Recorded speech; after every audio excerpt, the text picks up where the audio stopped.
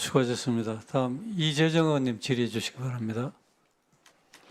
네, 저도 예산 관련해서 간단하게 하나 짚고요. 사도광산 문제 질의하겠습니다. 제가 국제개발협력 관련해서 몇 가지를 지적하고자 하는데 이게 소위 기술관료, 테크노크라트에 의해서 주도한 영역이다라는 이야기가 많고 사업 방식도 뭐 사업 주체도 다양하고 그렇다 보니까 국회가 예결 사건 활용하기가 굉장히 어려운 영역이기도 합니다.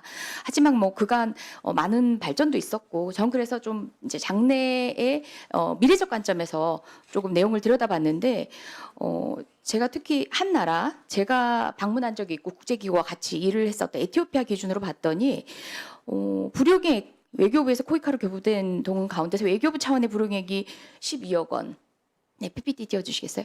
코이카도 불용 처리가 된 게 있어요. 근데 이거 그 답변을 이렇게 하셨어요. 해당 없음 이렇게 국회에 보고를 하셨어요. 심지어 코이카 사업 진행 사업 집행 잔액 이런 식으로 간단히만 기술돼 있어서 어떤 지점에 어떤 사항으로 당해액이 불용액인지 등등에 대해서 내용을 전혀 알 수 없게 되어 있습니다. 관련된 국회 보고자료 재검토하시고 잘못된 부분 오늘 안에 수정해서 다시 보고해 주시기 바랍니다. 네. 관련 사항 네. 제가 보고를 받았는데 네, 수정해서 보고해 주시고요. 직원이 실수했다고 보자고 네, 수정해서 보고해 주시고요. 사도강산 관련한 내용 이어가도록 하겠습니다. 담당 팀장이 그런 얘기를 했어요. 지난번 군함도는 결국 부도수표 받은 거다. 그래서 이번에는 현무를 받겠다. 어떻게 보면 외교부의 협상 전략은 그거였던 것 같아요. 그래서 조금 전에도 억울해하시는 어떤 측면을 살펴보면은 도쿄에다가 전시관을 하는 것보다는 가까운 곳이지 않느냐 등등의 얘기인데 하나하나 짚어보겠습니다. 결국 이게 그럴싸해 보이는 수표보다는 당장 적더라도 현무를 받는 게 맞지 않나 이런 사고에서 비롯된 게 아닌가라는 생각이 들기 시작합니다. 저희가 외교부로부터 받은 자료 PPT 띄워주시겠습니까? 네.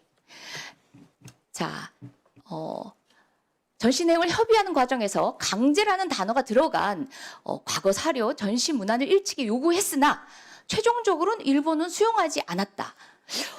당초에 외교부가 자화자찬했던 또 오늘도 반복했던 그런 내용에 대비해서 우리의 요구를 일본이 수용하지 않았다라는 것을 그 사후에 의원실에 인정했습니다.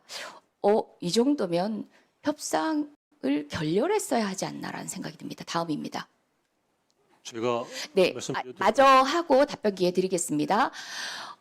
추도식 개최하기로 했다라고 하는데요. 일자, 장소, 구체적인 참석 인사 하나도 안 돼 있어요. 그 주체가 정부인지 아닌지, 민간에서 하는 것인지, 또는 우리 한국인 노동자, 조선인 노동자를 대상으로 한 것인지, 아니면 두루뭉실하게 돌아가신 분들을 기리는 행사인지, 어떤 것도 알 수 없습니다. 이게 과연 현물일까요? 네, 다음 보겠습니다. 한일 협의를 개최한 일시를 자료를 받아봤는데 6월 달 보류 이후에 갑자기 급물살을 탑니다. 늘 한 달에 1회 정도 하다가 6월에 4회, 7월에 6회입니다. 결국 이거는 보류 결정에 당황했던 일본 측의 에너지로 협상이 이어간다는 느낌이 들고요. 그 가운데 결국은 특정 시한을 마지노선으로 해서 결국 동의해 줄 수밖에 없는 방식으로 흘러간 협상이 아닌가라는 생각을 합니다. 자, 그리고 장소에 대해서도 이야기 한번 해보겠습니다. 3개의 전시관이 있다고 했습니다. 저는 현장에 사도강산을 소개하는 나름의 방식으로 새로 만들어야 된다고 생각하지만 다른 의원님들이 지적하신 것처럼 그 3개의 전시관 가운데서도 나머지 하나는 차치하고서라도 키라리움 사도 그리고 향토박물관 이 2가지 중에서도 왜 향토박물관인지가 이해가 되지 않았거든요. 자, 한번 보여주시겠어요? 이거는 구글 맵이에요. 제가 그냥 검색을 해봤어요. 키라리움 사도는요. 지금 여기 댓글만 보더라도 300개가 넘는 후기가 있습니다. 아이카 향토박물관은요. 16개예요. 내용을 들여다보면 더 가관입니다. 키라리움 사도는요. 사도를 가기 위해 무조건 예습을 하기 위해 방문해야 할 곳. 시설 좋다 이런 평이 전부입니다. 근데 아이카와 향토박물관 숫자도 적을 뿐만 아니라 홍보도 안 돼 있고 시설도 노후합니다. 결국은 사람들이 많이 찾지 않은 곳에 숨겨놓기 위한 전시 내용 이제 얘기할 필요도 없습니다. 숨겨놓기 위한 조건인가? 이것을 과연 우리는 부도수표 대신에 받았어야 될 마땅한 현물이라고 평가할 수 있을까라는 생각이 듭니다. 저희는 저희가 부동의하더라도 등재될 수밖에 없다라는 그런 상황 외교부가 설명합니다. 좋습니다. 그렇다면은 그걸 전제로 하고서라도 협상을 결렬하는 방법도 사실은 국제사회 그리고 사도광산에 대해서 많은 분들의 호응을 얻고 동의를 구해가는 데 있어서는 저희는 유리한 협상일 수 있었다는 겁니다.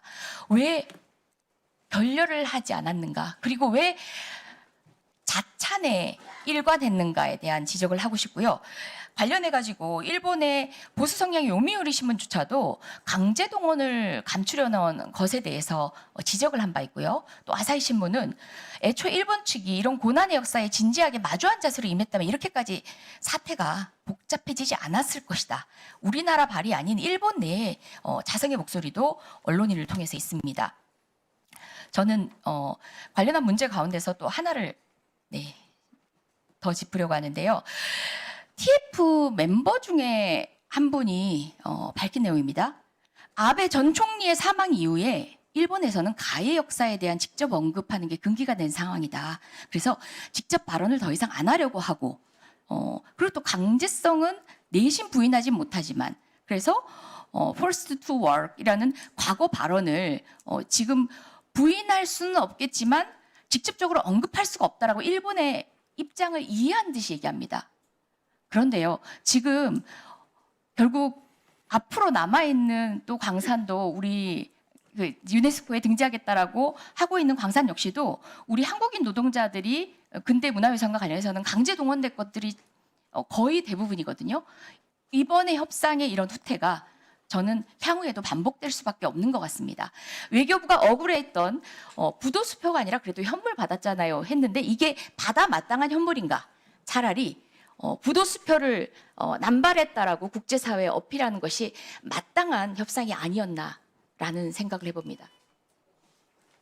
예, 수고하셨습니다. 다음 제가 이준영 의원. 답변을 예. 장한 답변하시기 바랍니다. 예, 이재정 의원님 마지막 말씀 차라리 부도수표일지언정 부도수표를 남발한다는 그런 비판을 국제사회에서 받도록 하는 게 더 좋지 않았겠느냐. 저는 동의하는 부분도 있습니다. 스픽스는 말하는 언론입니다. 대세는 유튜브, 그중에서 스픽스. 좋아요, 댓글, 구독, 알림 설정. 여러분이 저희를 사랑해 주시고 우리가 여러분을 사랑하는 4가지 방법입니다.